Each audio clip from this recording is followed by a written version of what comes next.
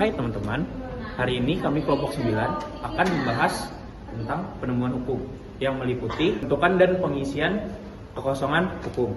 Definisinya, penemuan hukum dalam bahasa Inggris disebut legal finding, adalah proses untuk menentukan dan menetapkan hukum terhadap suatu peristiwa konkret yang belum diatur secara jelas dalam peraturan perundang-undangan. Dengan kata lain, penemuan hukum adalah kegiatan hakim atau penegak hukum yang harus mencari, menemukan, dan mentafsirkan hukum agar dapat diterapkan pada kasus tertentu. Penemuan hukum terjadi karena beberapa alasan.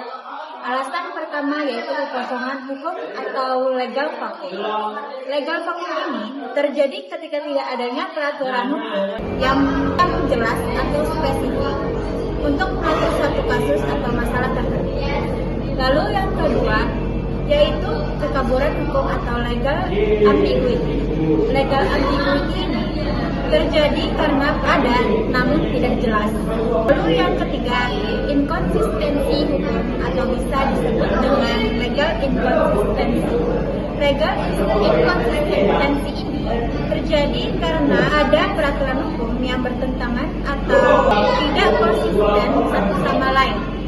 Dalam ketiga situasi ini, hakim memiliki peran aktif untuk yang pertama menafsirkan hukum yang ada, lalu mengisi kekosongan hukum dengan prinsip-prinsip umum, dan yang terakhir menyelesaikan inkonsistensi dalam memilih interpretasi yang adil. Nah, dalam pembentukan hukum ini, hakim menyesuaikan hukum umum dengan kasus konkretnya. Nah, ada 3 metode pentingnya. Yang pertama ada interpretasi, kedua ada analogi, dan ketiga ada konstruksi hukum. Yang pertama aku akan menjelaskan apa itu interpretasi. Pertama, interpretasi itu menafsirkan undang-undang secara luas, sistematis, dan sosiologis. Nah, yang kedua ada analogi, yang mana analogi ini kasusnya serupa seperti argumentum per analogiam, yaitu menerapkan aturan yang pada kasus yang baru. Dan yang ketiga ada konstruksi hukum, yang mana konstruksi hukum ini mengisi kekosongan hukum melalui analogi ada dalam seksi hukum dan penyidikan hukum. Nah, dengan ini demikian hakim ikut membentuk hukum baru sesuai dengan kebutuhan masyarakat. Penemuan hukum juga berfungsi untuk mengisi kekosongan hukum. Kekosongan hukum terjadi ketika aturan yang ada belum jelas, belum lengkap, atau bahkan saling bertentangan. Dalam kondisi seperti ini, hakim harus berperan aktif untuk menemukan solusi yang adil. Misalnya, dalam kasus hak masyarakat adat Indonesia, kadang aturan hukumnya belum diatur secara nasional. Maka, hakim perlu menyeimbangkan antara hukum nasional dan hukum adat agar keadilan tetap tercapai.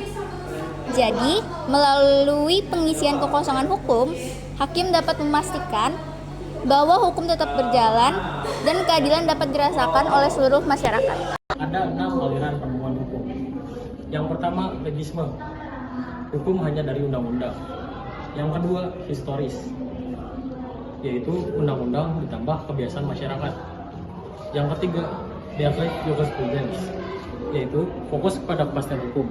Yang keempat, intervention jurisprudence, yaitu hakim bebas membentuk hukum demi kemanfaatan. Yang kelima, sociologische Rechtsschule, yaitu hakim menyesuaikan hukum dengan kondisi sosial.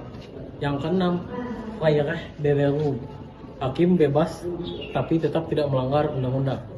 Nah, jadi teman-teman, kesimpulannya, penemuan hukum membuat hukum tetap dinamis, mengikuti perkembangan zaman, relevan sesuai kebutuhan masyarakat, dan juga adil, mencerminkan nilai sosial dan budaya. Hakim tidak hanya menegakkan hukum, tetapi juga menciptakan hukum baru dan mengisi kekosongan hukum, sehingga sistem hukum tetap hidup dan responsif. Terima kasih sudah menyimak.